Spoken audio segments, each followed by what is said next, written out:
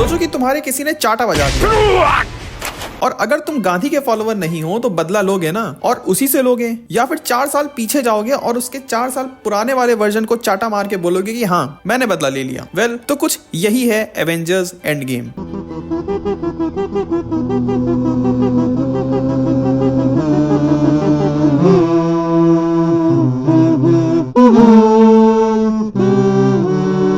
अब 2019 में आई ये फिल्म सुपर हीरो फैंस को वो ऑर्गेजम दे गई जो ब्रजर्स का फ्री सब्सक्रिप्शन ना दे पाया। अब उस टाइम तो सबने ये मूवी देख ली और आगे भी बढ़ गए, लेकिन अब जब तुम ये मूवी देखोगे तो तुम्हें नमक में थोड़ी दाल लगेगी। और अभी रिसेंटली कुछ सालों से एक एलिगेशन इस मूवी के साथ जुड़ गया है कि एवेंजर्स एंड गेम डीसी और जैक स्नाइडर के विजन से कॉपीड है, और अगर तुम जैक स्नाइडर की जस्टिस लीग और इन्फिनिटी वॉर और एंड गेम को साथ में देखोगे तो तुम्हें कुछ सिमिलरिटीज तो जरूर मिलेंगी। अब ये मूवी कितनी स्टूपिड है इसके कंपैरिजन के लिए भी तो हमें कोई मूवी चाहिए ना जो एंड गेम के बराबर हो या उसके आसपास हो।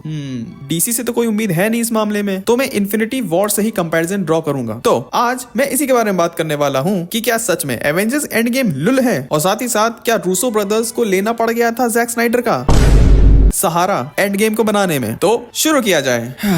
बहुत गालियां पड़ने वाली हैं। 1 साल के लिए फैंस ने खाते पीते मुट्ठी मारते सिर्फ यही सोचा था कि कैसे टोनी और नेबुला वापस आएंगे अर्थ पर, कैसे थैनोस को हराया जाएगा, कैसे धूल बने हुए लोग वापस आएंगे, वगैरह वगैरह। इन्फिनिटी वॉर का जो ट्विस्ट था वो लिखने में शायद राइटर्स की स्याही खत्म हो गई थी, क्योंकि उस ट्विस्ट से वो खुद भी नहीं निकल पा रहे थे, और इसीलिए उन्होंने एक टेक्निक का सहारा लिया जिसे मनोरंजन की भाषा में बोलते हैं डियक्स अस मकीना। अब ये टेक्निक होती है स्टोरी टेलिंग में, जहां किसी बड़ी मुसीबत का हल अचानक से निकल आता है, जैसे कि रोहित मेहरा की झाटू जिंदगी में जादू का अचानक से आ जाना और उसकी जिंदगी को रंगीन बना देना। एंड गेम में ऐसी बहुत सी प्रॉब्लम्स थी जिनका सोल्यूशन अनएक्सपेक्टेड वे में निकल आया, जैसे कि एंटमैन पिछले 5 सालों से क्वांटम रियल में फंसा हुआ था, लेकिन एक दिन अचानक से मिकी माउस आकर मशीन पर चल जाता है और स्कॉटलैंड बाहर। जैसे टाइम ट्रेवल की इतनी बड़ी प्रॉब्लम जो कि एवेंजर्स टोनी स्टार्क के पास आते हैं सॉल्व कराने के लिए, क्योंकि वो जीनियस है, और पहले तो टोनी को भी समझ में नहीं आता है, लेकिन उसी रात एक फोटो फ्रेम को उल्टा देख और होलोग्राम को थोड़ी देर निहारते हुए उसे सब समझ में आ जाता है। मतलब आयरन मैन का सूट बनाने में टोनी को 10 दिन लग गए और टाइम ट्रैवल मशीन बनाने में सिर्फ 1 रात। इवन अल्ट्रॉन को बनाने में टोनी को ब्रूस की मदद लेनी पड़ी थी और वो भी वो सही से नहीं कर पाया। कुछ अगर यहाँ साइंस विज्ञान वाला दिखा देते तो शायद टोनी का वो जीनियस होना और भी फ्रूटफुल होता। और हम कैसे भूल सकते हैं कैप्टन मार्वल का सोनू सूद बनकर टोनी और नेबुला को स्पेस से घर पहुंचाना। वो सच में राइटिंग पर कलंक था, अगर डेडपूल की लैंग्वेज में कहें तो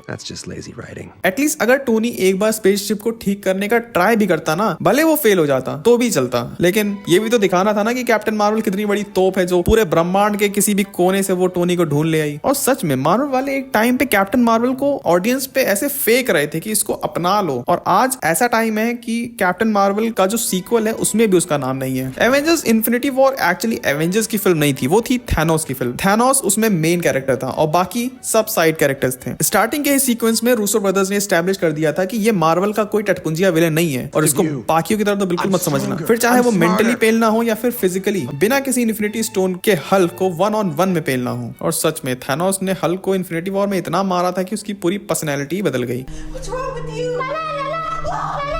देखो थैनोस का विजन इन्फिनिटी वॉर में बहुत क्लियर था। इतना क्लियर विजन तो इंडिया में पॉलिटिशियन का नहीं होता है। रिसोर्सेज के खत्म हो रहे और बढ़ रही पॉपुलेशन को मद्देनजर रखते हुए थैनोस यूनिवर्सल लेवल पर जेनोसाइड करने का डिसीजन लेता है इस मूवी में, और ये काफी अच्छा रीजन भी है, क्योंकि पहला तो किसी को तकलीफ नहीं होगी, और दूसरा कि फिर से पॉपुलेट करने में मजा भी तो आएगा। लेकिन बात तब बिगड़ जाती है जब जिसके साथ तुम्हें वर्ल्ड रीपॉपुलेट करना हो वही धूल बन जाए तो। लेकिन एंड गेम के थैनोस से एवेंजर की कोई दुश्मनी तो थी ही नहीं, उसने तो कोई कांड करा ही नहीं जिसकी सजा उसे मिल गई। और अगर ये सही है तो डेडपूल का बेबी हिटलर को मारना भी जायज है और रोडी का बेबी थैनोस को मारना भी, और अगर ऐसा है तो टेट्रा बॉक्स के लिए 1000 रुपए देना भी जायज है, और मार्टी का अपनी माँ को पेलना भी जायज है।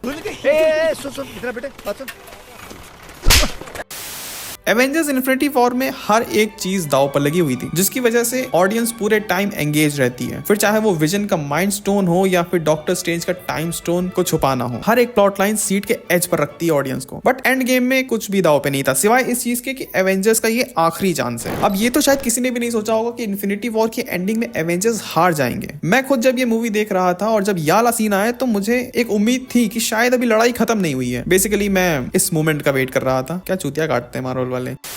ये शॉकिंग इसलिए भी था क्योंकि एवेंजर्स कभी हारे थोड़ी ना थे पूरे इन्फिनिटी सागा में, लेकिन ऐसा कुछ शॉकिंग या एंटिसिपेटिंग नहीं था एंड गेम में। एंड गेम के एंडिंग में टोनी का मरना और स्टीव रॉजर्स का रिटायर होना ये कहीं ना कहीं फैंस ने पहले ही प्रेडिक्ट कर लिया था, थैंक्स टू अमन सिन्हा। और इस वीडियो के लिए मुझे दोनों मूवीज फिर से देखनी पड़ी और मैंने एक चीज नोटिस करी कि एंड गेम की रीवॉचेबिलिटी कम है। मतलब अगर तुम ये मूवी घर पर देखोगे, जो कि जाहिर सी बात है घर पे ही देखोगे, तो तुम्हें इतनी एंगेजिंग नहीं लगेगी। इनफैक्ट फर्स्ट हाफ में तो तुम उबासी मारने लगोगे। एंड गेम में कितने ऐसे मूवमेंट है जहां तुम्हें एक्शन देखने को मिलता है। चलो देखते हैं। जब एवेंजर्स थैनोस के घर पे आते हैं उसके साथ घर घर खेलने, वो फिर captain America versus captain America, फिर इसको भी ले लेते हैं आधा, और फिर क्लाइमैक्स में तो जो होता है वो होता ही है। अगर इन्फिनिटी वॉर में देखें तो थैनोस जब हल्क से लड़ता है, फिर चिल्ड्रन ऑफ थैनोस जब आयरन मैन और डॉक्टर स्ट्रेंज से लड़ते हैं, फिर वांडा और विजन जब चिल्ड्रन ऑफ थैनोस से लड़ते हैं, फिर वकांडा बैटल, फिर टाइटन बैटल। और ये चीज तो मुझे जब मैंने पहली बार एंड गेम देखी थी ना तब भी मुझे फील हुई थी। चलो अब मैं तुम्हें अपनी जिंदगी का एक पन्ना पढ़ के सुनाता हूँ। तो ये बात है लॉकडाउन की। जब करने को कुछ नहीं था तो मैंने मूवीज देखना शुरू करा और हौले हौले मैं एक ही दिन में 3 मूवीज देखने लगा। Breakfast, lunch, dinner, 3 time 3 movies sorted था। लेकिन फिर हौले हौले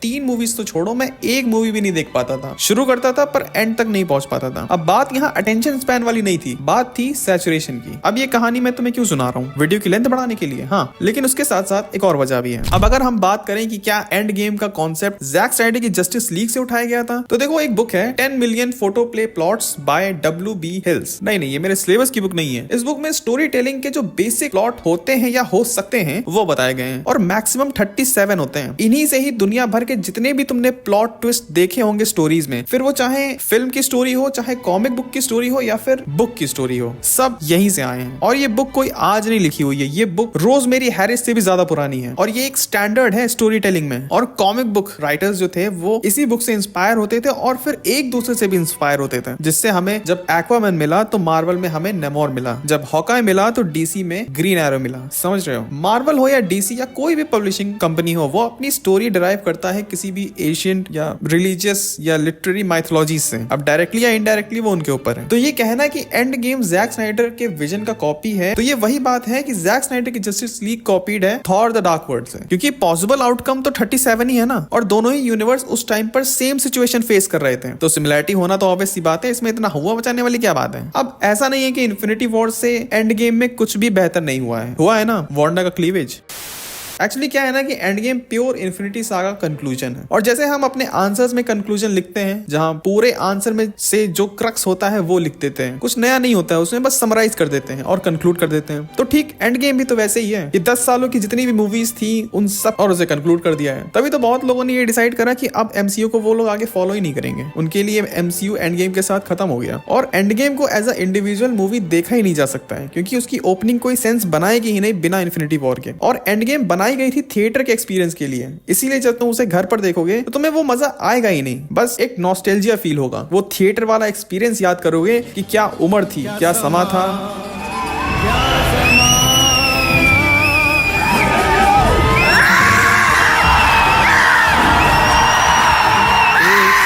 So that's it for this video. अब मैं जा रहा हूँ डंडा लेकर पार्कों में, क्योंकि एडिटिंग करते करते मैं भूल गया था कि वैलेंटाइन वीक चल रहा है। अब मैं तुमसे मिलूंगा किसी और वीडियो में, तब तक के लिए बाय।